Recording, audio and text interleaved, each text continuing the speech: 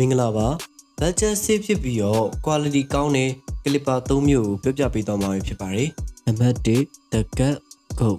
The Cut ကထုတ်တဲ့ Goat clipper ကတော့လက်ရှိကျွန်တော်ဆိုင်မှာလည်းအသုံးပြုနေတဲ့ clipper ပါ blade ကတော့ DNC blade ကိုသုံးထားပါတယ်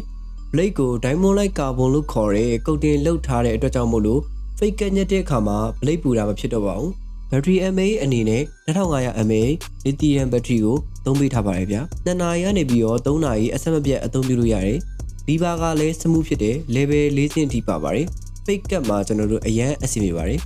အာသင်ပေါင်း2ခုပါပါတယ်တိုက်စီနဲ့ ရိုးclipper အာသင်ကြိုးပါပါတယ်အထာကြကြအာသင်လို့ရတဲ့ stand လည်းပါပါတယ်အထာချက်ကြတန်ရှင်းလုပ်လို့ရတဲ့ system လေးတစ်ခုလည်းပါပါတယ် clipper ရဲ့ဈေးနှုန်းကတော့3,900ကျပ်ပါဘန်းနဲ့ VGR V140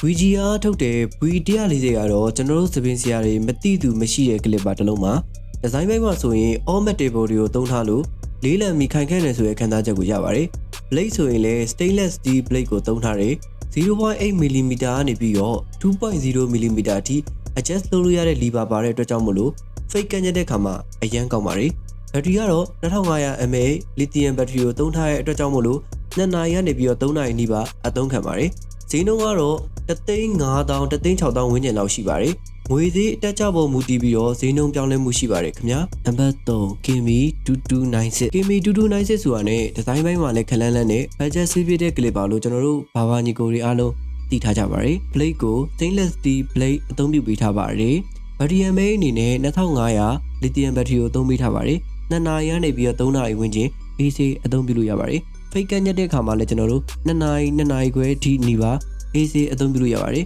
ကျွန်တော်တို့ဆိုင်မှာခလန်းလန်းလေးထားဖို့အာသင်စတန်လေးပါပါသေးတယ်ဈေးနှုန်းကလည်းကျွန်တော်တို့3,600 3,900ဝန်းကျင်လောက်ရှိပါမယ်ငွေသေးအတက်ကြပေါ်မူတည်ပြီးတော့ဈေးနှုန်းပြောင်းလဲမှုရှိပါမယ်ခင်ဗျာ clipper ရဲ့ quality အရန်ကောင်းပါတယ်သူ့ရဲ့ adjust key level ကလည်း4ဆင့်ထိပါပါတယ်brother အနေနဲ့ဒီ clipper လေးကိုကြိုက်လားမကြိုက်ဘူးလားဆိုတာ comment မှာဝင်ရောက်ဆွေးနွေးသွားလို့ရပါတယ်ခင်ဗျာမိတ်ဆွေတို့သိတဲ့ဈေးနှုန်းချိုသားပြီးတော့ quality ကောင်းတဲ့ clipper တွေရှိရင်လည်း comment မှာဝင်ရောက်ဆွေးနွေးသွားလို့ရပါတယ်အားလုံးကျေးဇူးအများကြီးတင်ပါတယ်ခင်ဗျာ